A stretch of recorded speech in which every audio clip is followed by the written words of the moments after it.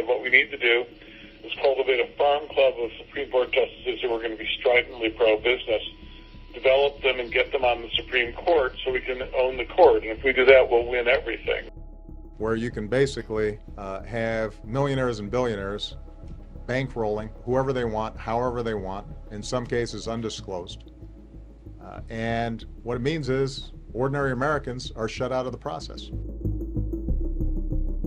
One day in the summer of 1971, two men met for a friendly lunch. They were neighbors with a lot in common, both passionate about business and economics, both equally concerned about the state of the businessman in the post-civil rights era during the height of the Vietnam War and the counterculture movement. One of these men served as the chair of the Education Committee for the U.S. Chamber of Commerce. The other was a corporate attorney, had been a partner at a major law firm for 25 years, and sat on the board of cigarette giant Philip Morris. Together, they lamented the state of the world and discussed whether there might be a possibility to reform business from bowing to an increased regulatory state into a politically and culturally powerful and organized movement in favor of the free enterprise system. At the end of their lunch, the man who worked for the Chamber of Commerce asked the corporate attorney to put in writing a brief memo summarizing what he thought would be the solution to all of the ills they spoke of at lunch that day. The lawyer spent the weekend with his assistant drafting the memo, which he marked as confidential and mailed to his neighbor on Monday, August 23, 1971. 2 months later, that lawyer was appointed by Nixon to the United States Supreme Court. Much of what's wrong with America today can be traced back to money influencing our politics, and the growth of money in politics can be traced back to one memo. This is the story of the secret memo that ruined America. Roll the intro.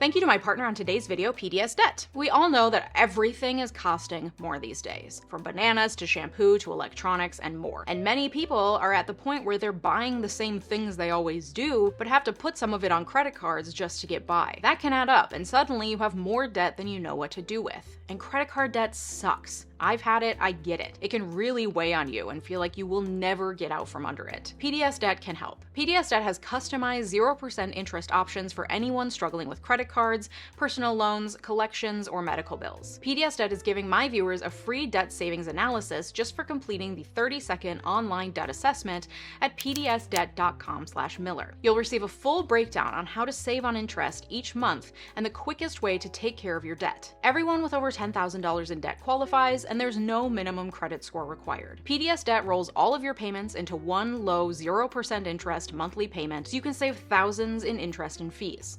If you're making payments every month on your debt, but your balances just won't seem to go down, this program is for you. So to take advantage of PDS Debt's free debt analysis just for my viewers, go to pdsdebt.com/Miller to complete the quick and easy debt assessment. That's pdsdebt.com/Miller. Thanks, PDS Debt. The two men who met that day were chair of the Education Committee for the U.S. Chamber of Commerce, Eugene B. 𝗧, and corporate attorney Lewis F. Powell. The U.S. Chamber of Commerce, contrary to popular belief, is not a part of the U.S. government. It's a private, nonprofit business organization, the largest in the country, that represents the unified interests of U.S. businesses to the government and gives businesses the opportunity to come together to collaborate on major issues facing business owners. It's been around for over 100 years. As chair of the Chamber's Education Committee, Eugene 𝗧 would have been concerned with how business is represented in higher education, how students are taught about business in schools, and the relationship between businesses and education. Lewis F. Powell had spent a quarter century as a partner at one of the largest law firms in Virginia, primarily working on mergers and acquisitions, railroad litigation, and representing big tobacco companies. He was a graduate of Washington and Lee University for both undergrad and law school, and then went on to get a Master of Laws degree, or an LLM, from Harvard.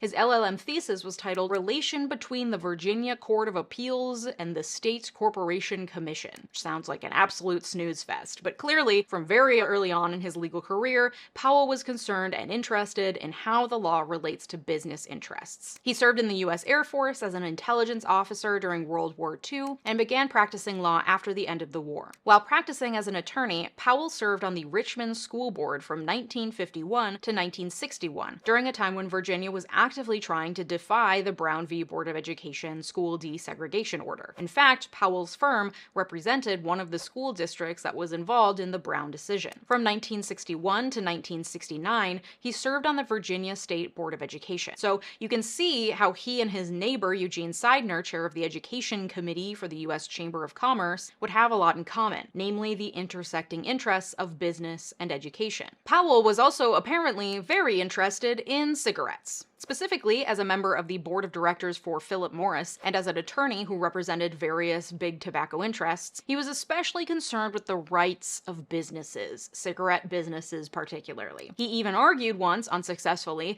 that an equal amount of attention ought to be paid by the media to big tobacco's bogus scientific reports that claimed smoking didn't cause cancer. He said that without that fair coverage, big tobacco's First Amendment rights were being violated. At the time he argued this, though, the idea that a business has constitutionally protected First Amendment rights was asinine, to say the least. There was no precedent for it, so he lost. This is foreshadowing. Remember this for later. Like I said, this was 1971, a time when the tides were changing for big business. Prior to the 1960s, businesses generally saw very little need to mobilize or organize as a group other than networks of trade associations. Their view of government was that it was generally the enemy, and the fewer contacts we have with government, the better. The few lobbyists that did exist on Capitol Hill were there to try to land major government contracts, not to talk to legislators about laws and bills and boring shit like that. But then the 1960s hit, and along with it, a major onslaught of new policy activism. This was in the form of civil rights groups and the resulting legislation, but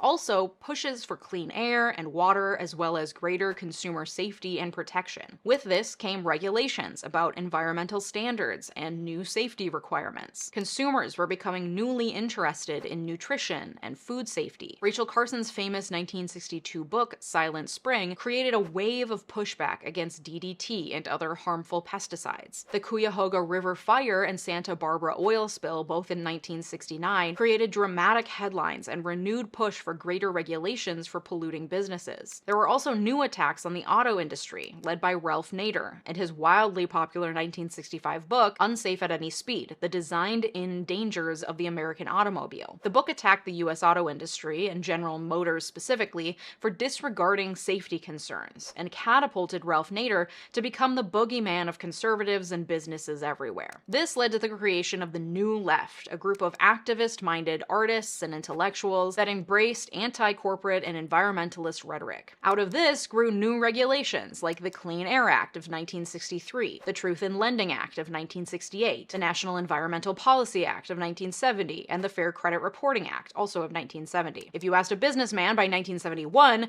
he would tell you they were weakened and under threat from all sides. According to them, they were just honest folks, doing honest day's work and contributing to the community. They saw their work being taken out of context and misinformation being spread to the public about all the good they were doing, while also killing their customers and ruining the environment. But think of the economy. Basically, this was a period where, very briefly, everyday Americans were having a greater influence on public policy. Things like civil rights and women's rights were responses to popular movements that made their way into the courts and public policy. Federal and state governments were, for a short period, more responsive to the interests of ordinary people. But this was intolerable to people like Lewis Powell, who was primarily concerned with the interests of corporations and the free market.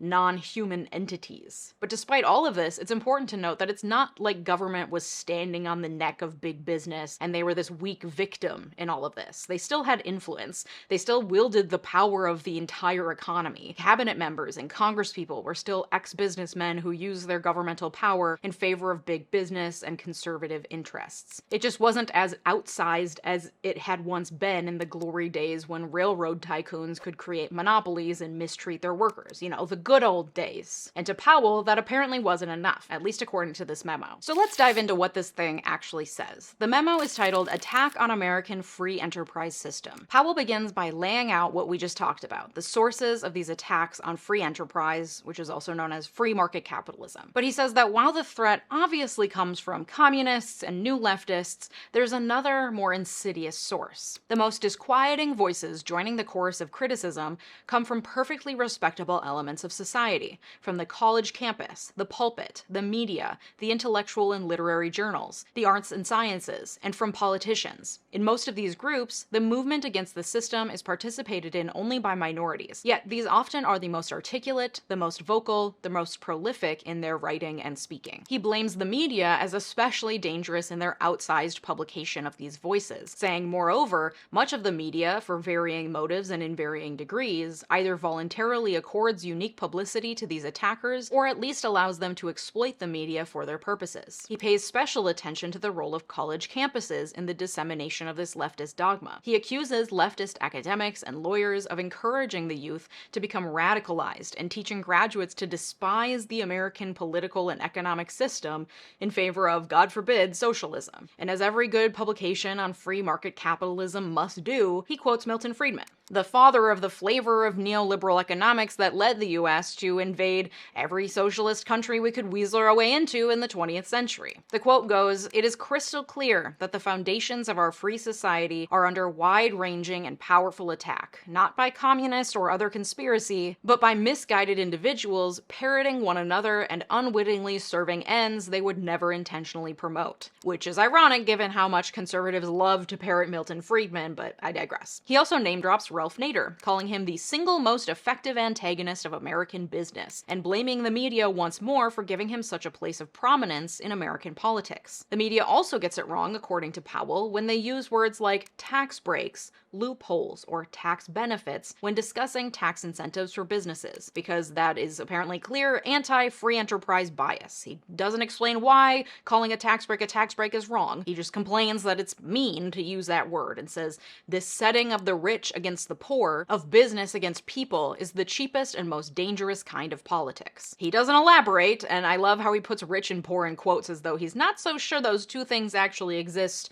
or doesn't want to admit that they do. But this makes sense given that his position generally is that businesses are people. And after he lays out the woeful state of business in America, under attack by the media, the government, and academia, he then laments the general apathy of businesses towards this unfortunate reality, saying, "The painfully sad truth is that business often have responded, if at all, by appeasement, ineptitude, and ignoring the problem. In all fairness," he goes on, "businessmen have not been trained or equipped to conduct guerrilla warfare with those who propagandize against them. No, businessmen are simply innocent little guys. They're just innocent little guys." The traditional role of business executives has been to manage, to produce, to sell, to create jobs, to make profits, to improve the standard of living, to be community leaders, to serve on charitable and educational boards, and generally to be good citizens. Just innocent little guys. Then comes his call to arms of the American business establishment. He says, "The time has come, indeed it is long overdue, for the wisdom, ingenuity, and resources of American business to be marshaled against those who would destroy it." And from there he lays out his plan. It has three main parts: infiltrate colleges, infiltrate the media, and infiltrate the government. But first he says businesses need to get organized. That's where the U.S. Chamber of Commerce, as the largest business organization, comes in. Strength lies in organization, in careful, long-range planning and implementation, in consistency of action over an indefinite period of years, in the scale of financing available only through joint effort, and in the political power available only through united action and national organizations. Money, and lots of it, must be thrown at the problem from all angles, basically. First, colleges. To Powell, college campuses posed the most immediate and dynamic source of the assault on the free enterprise system, through its leftist and socialist academics who are cool, articulate, and attract a large student following. They speak, write, and exert influence on their colleagues and the academic world. To Powell, there was a lack of balance on college campuses, saying relatively few members are of conservative or moderate persuasion, and even the relatively few often being less articulate and aggressive than their crusading colleagues. Basically, we gotta get these conservative nerds out of the picture and get some cool guys in there to counteract the cool lefties. Basically, colleges are brainwashing kids into being revolutionaries. It's clearly the only explanation as to why so many of them feel disaffected and anti-establishment. It definitely couldn't be the tens of thousands of kids being killed in a pointless war being fought taught by out-of-touch leaders, for example. No, that can't be it. It's definitely the cool lefty professors. To counteract these liberal college campuses, he says the Chamber of Commerce should hire scholars who believe in the system and speakers who share the work of those scholars far and wide, including the creation of a speakers bureau. In addition to that, a panel of independent scholars should be continuously evaluating social science textbooks to restore the balance essential to genuine academic freedom. This would include assurance of fair and factual treatment of our system of government and our enterprise system, its accomplishments, its basic relationship to individual rights and freedoms, and comparisons with the systems of socialism, fascism, and communism. He complains most of the existing textbooks have some sort of comparisons, but many are superficial, biased, and unfair. He doesn't say how, he just says they're unfair. He seems to be getting a lot of his inspiration from organizing this business movement from the very movements he's trying to work against. He even points to how civil rights activists and labor activists moved to edit major textbooks to be more accurate, so he's saying businesses should too. He says that on college campuses, their conservative, pro-business speakers should push for equal speaking time, because no college campus would want to be accused of biases or not fomenting free thought. He lays out 2 steps. 1, to have attractive, articulate, and well-informed speakers, and 2, to exert whatever degree of pressure, publicly and privately, may be necessary to assure opportunities to speak. Next, businesses must win the hearts and minds of the people, and to do this, they must infiltrate the media. Businesses should put money towards hiring staffs of PR people familiar with the media and how to effectively communicate with the public. In addition, national television networks should be watched and monitored, especially the daily news analysis, which so often includes the most insidious type of criticism of the enterprise system. As a result of this monitoring, businesses should issue complaints to the media directly through op-eds and letters to the editor, as well as to the Federal Communications Commission that regulates the media, anytime news programs are unfair or inaccurate. This level of monitoring and censoring is interesting, given his love of free speech, but oh right, he's mainly concerned with the rights of non-human entities, so that solves that problem, I guess. He also calls for employing the same strategy of pressure as on college campuses to push media to provide equal airtime for conservative, business, and free enterprise points of view, because everything should be fair. Which, like, I agree we should have fair and balanced reporting, and it's important to consume a variety of viewpoints, but the idea that people in the media promoting topics related to big business and free enterprise would somehow be more accurate and fair and not just propaganda pushing for a different point of view is disingenuous at best. And how we get to today, where there are people who think Fox News is fair and balanced and always portraying things how they really are. It's never about teaching media literacy, it's all about making sure the amount of propaganda is balanced and fair. And then finally, the third part of the plan is to infiltrate the government. He laments, few elements of American society today have as little influence in government as the American businessman, the corporation, or even the millions of corporate stockholders. One does not exaggerate to say that, in terms of political influence with respect to the course of legislation and government action, the American business executive is truly the forgotten man, which is laughable, even though at the time, yes, business did not have the massive influence it has now in the form of lobbyists. It still played a role in government. Even during the creation of the New Deal, a nightmare for small government, big business types, Roosevelt worked closely with executives to create his plan. Eisenhower appointed numerous corporate executives to his cabinet. While labor unions enjoyed a lot of influence in politics, the interests of business still came into play in things like the Taft-Hartley Act, which limited the conduct of unions in response to pushback from the business sector. Businesses weren't the forgotten man. It's just that for the past few decades, regulations on rampant capitalism and its effects on the environment and protections for classes of people who've been historically marginalized made people like Powell, white, powerful men who believed in free market capitalism, feel oppressed. Because equality feels like oppression when you're the one benefiting from historical inequalities. And we see that clearly manifested in this memo and the perceived victimization of businessmen and conservatives generally that continues to this day. And it's not just the legislative branch that he claims is oppressing businessmen,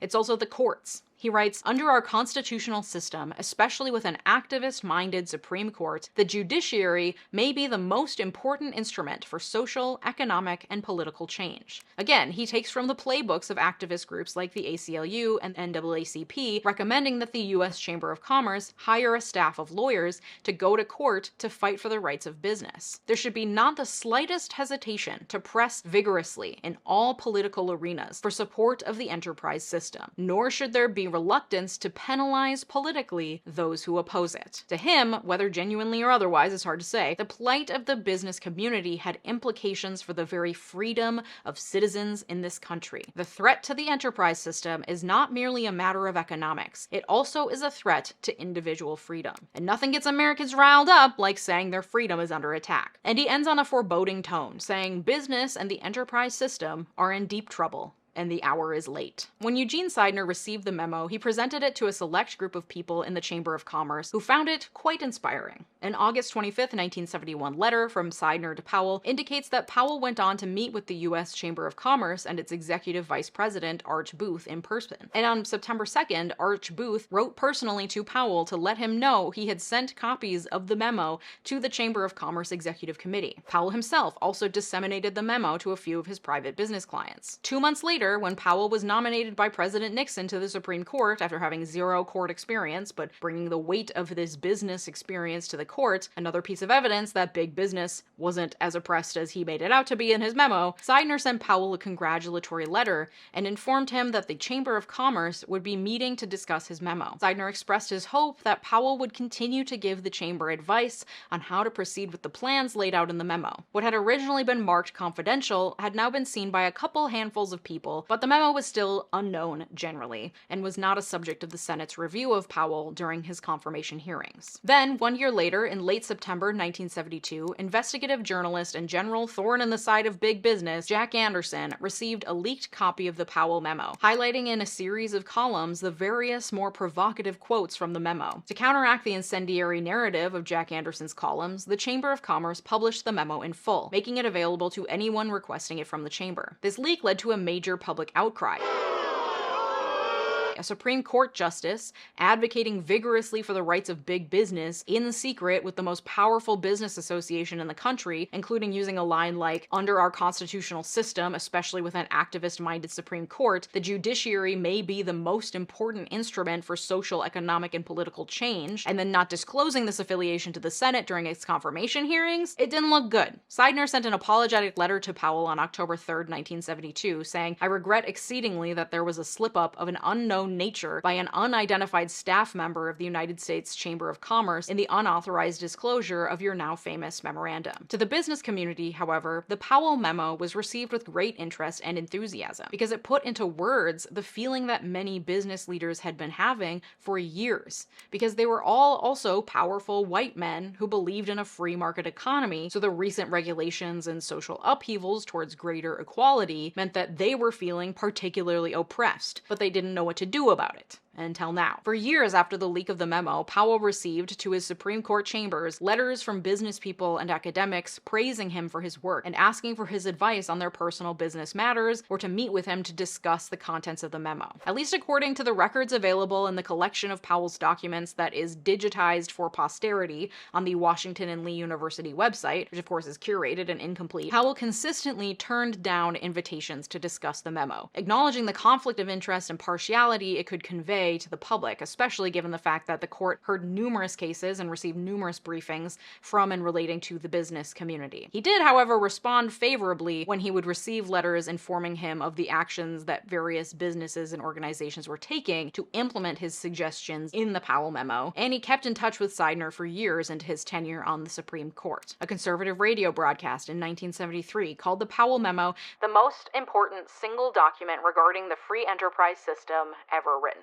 As an aside, Jack Anderson, remember that pioneering investigative journalist who first leaked the Powell memo? He was also a thorn in the side of Nixon, exposing virtually every Nixon scandal since he first entered politics, and then doubling down once Nixon became president. And Nixon and his cronies did everything they could think of to try to discredit Jack Anderson. They planted a spy in his newsroom, but his secretary discovered him snooping. He was given forged documents posing as a major leak, but Anderson figured out that they were bogus. The CIA wiretapped and planted spies at his home, but he had 9 children and a wife, and a house that full of activity easily discovered the spies just sitting outside their house, and Anderson openly mocked the CIA in his column as a result. Nixon is even said to have ordered a smear campaign against Anderson to out him as gay, but that went nowhere because it was false, and also he was happily married with 9 children.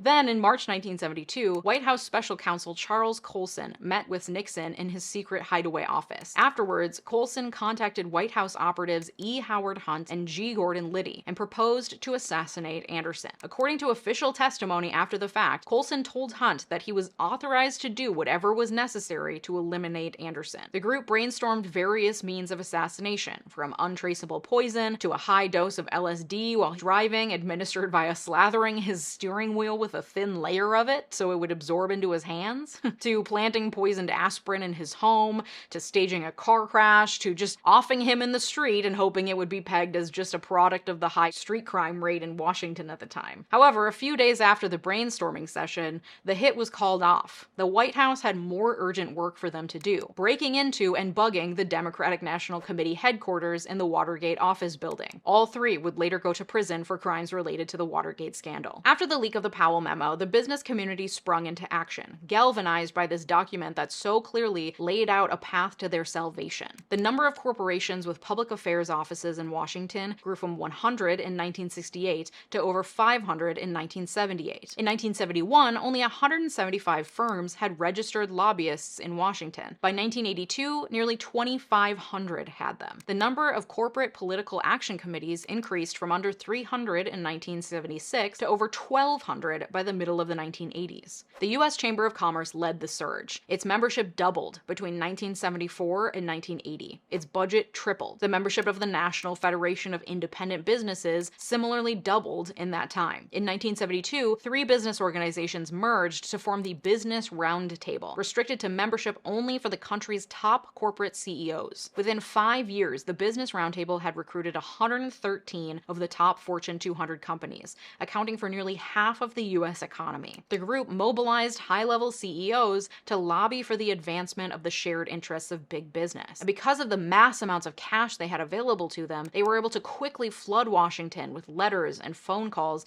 in support of their causes. Not only that, but they were able to massively increase their donations to political campaigns, which was perfect timing because the increase of TV advertising meant that political campaigns were more expensive than ever, quickly creating a codependent relationship wherein politicians needed cash from big business and big business needed politicians who won't regulate them. By the end of the 1970s, business spending on political campaigns far outpaced labor union spending, which had been a major force a decade before. And this further affected politics because by the end of the 70s, businesses were giving far more to Republican candidates. So Democrats who wanted to be able to compete had to be willing to give concessions to big business in order to fund their election campaigns. The memo's blueprint was also followed in academic circles, where large think tanks were formed thanks to big business and philanthropic giving, to create more legitimate research and publications and bring in a new wave of conservative intellectualism. This was spurred by the work of think tanks like the American Enterprise Institute and the Heritage Foundation, which I already did a full video about. A 1968 article in The Atlantic sums it up well, concluding that conservative think tanks created an intellectual competitor for the university system, which is good, and rendered it dependent on not offending corporate patrons, which is bad. Koch Industries and the Koch brothers have led the way in philanthropic and corporate giving that follows the blueprint of the Powell memo closely. In fact, in a speech Charles Koch gave to the Institute for Human Studies, he said the Powell memo didn't go far enough. He said Powell was wrong in assuming most businesses believe in free enterprise, because to Charles Koch, equal opportunity laws and wage rules and health and safety laws were inherently anti-capitalist and anti-free market. So clearly the business community wasn't actually committed to free enterprise because it went along with pesky regulations like